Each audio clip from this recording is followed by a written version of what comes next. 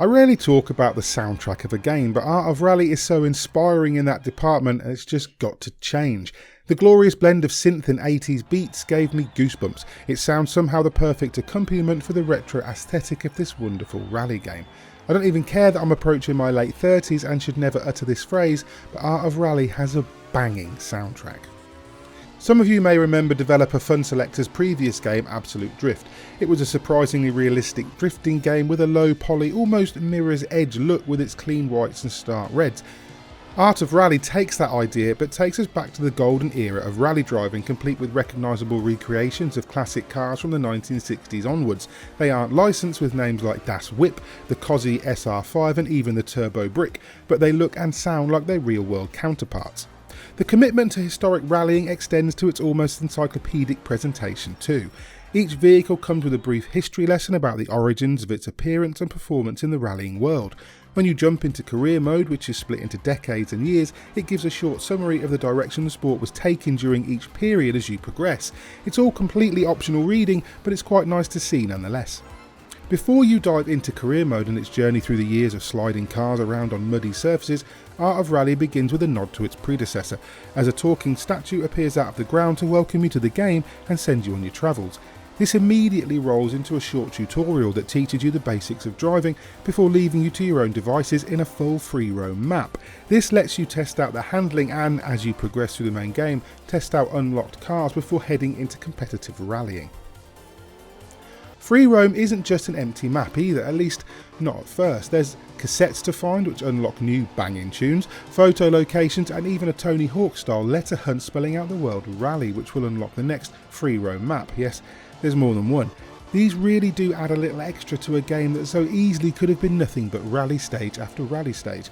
They can even be a palate cleanser in between rallies as you drive around, chilling out to that awesome, yes, banging soundtrack. Each car handles differently as you throw them around the various stages of countries like Japan and Finland, with almost as much realism as a dirt rally or WRC, but with some nice customization to make it playable for more than just racing game enthusiasts.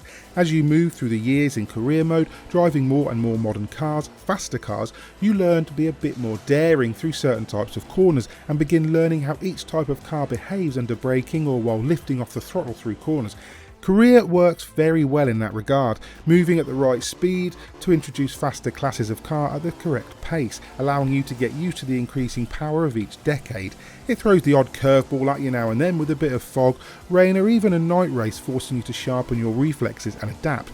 You don't want to use up a precious restart, they're a finite resource in career rallies after all.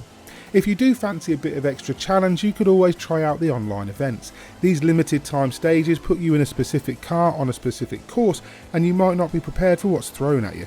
Equally, you might fancy jumping back into free roam or setting up your own custom rally events to test your skills or just have a little fun in a newly unlocked car. No matter where you go, the view is undeniably lovely. The low poly style combined with the lighting and vibrant colours makes for a beautiful game. The bright pink of the cherry blossoms in Japan, the sandy beaches of Sardinia or even the frozen lakes of Norway all look incredible as you race around in your bellowing beasts, engines roaring through the countryside.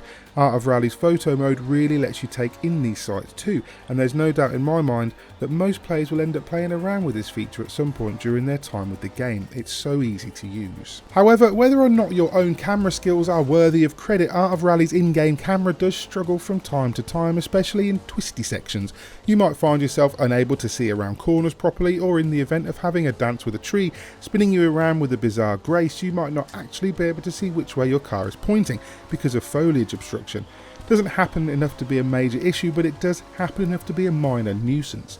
And we've been absolutely spoiled by 2020's sky-high quality of racing games.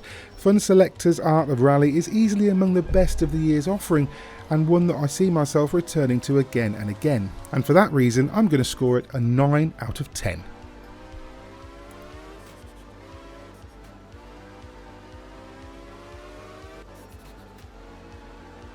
Hello, Mick Fraser here. I hope you enjoyed Gary Bailey's review of Art of Rally. which is currently a PC only title. Sadly, we hope it's going to come to some other platforms later on. If you did enjoy the video, please hit like and subscribe, maybe tag that bell icon too so that you're kept up to date with all the reviews, previews, videos, podcasts, whatever it is that we're posting in a given week. If you'd like to, you can check out our Patreon and support us that way. We really do appreciate everything you guys do for us. In the meantime, I've been Mick Fraser for God is a Geek. That was Gary Bailey's review of Art of Rally, and you guys have been lovely. Bye.